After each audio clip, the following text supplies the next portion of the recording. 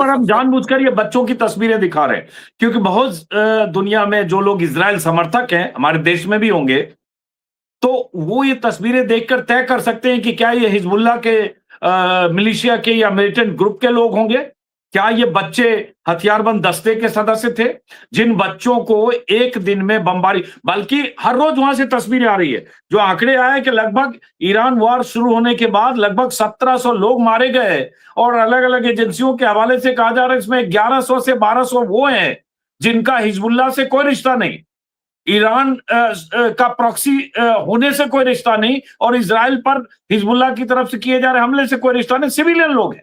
और हिजबुल्लाह पर अटैक की आड़ में अंधाधुंध जो हमले हो रहे हैं उसका नतीजा है, और उसका मकसद जाहिर है लेबनान के एक बड़े इलाके पर इजराइल का मकसद कब्जा करना भी है। लितानी नदी के बहुत बड़े हिस्से तक इजराइल के ग्राउंड ट्रूप उस इलाके में ऑपरेट कर रहे हैं।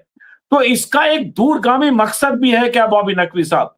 पहले दशकों पहले इजराइल का इंटरेस्ट हमेशा रहा है कि लेबनान के एक हिस्से को कैप्चर करो, तो कुछ इस बहाने, कुछ बफर जोन बनाने के बहाने इजराइल की मंशा कुछ और भी है, और इसमें 12 लाख लोग विस्थापित हुए हैं, जो मैं बात करना ही भूल गया, इस बमबारी के डर से।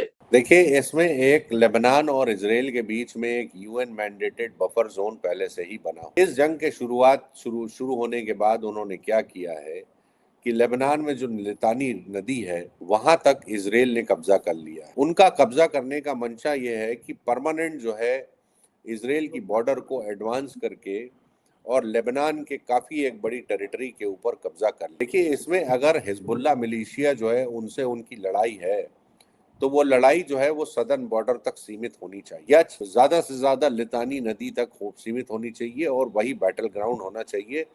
और इजराइल और हिजबुल्लाह की अगर एंगेजमेंट वहीं तक सीमित रहती तो भी शायद सीज फायर को इतना बड़ा खतरा ना हो। सीज फायर को खतरा जो पैदा हुआ है वो लेबनान में सिविलियन डेथ से हुआ। ये डेथ्स को कोई भी कंट्री एक्सेप्ट नहीं करेगी।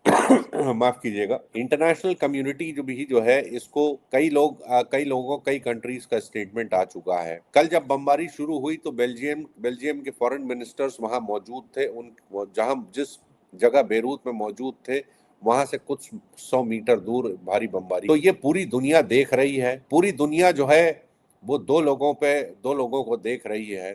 एक डोनाल्ड ट्रंप साहब जो अपने एलाई को कंट्रोल नहीं कर पा रहे हैं, और इजराइल कैसे एक रोग स्टेट की तरह बिहेव कर रहा है, और उनका प्राइम मिनिस्टर एक रैबिट डॉग की तरह उस देश को चला रहा है, और जो मासूम बच्चे हैं, औरतें हैं, उनको मार रहा है, उनका नरसंहार कर रहा है, उनका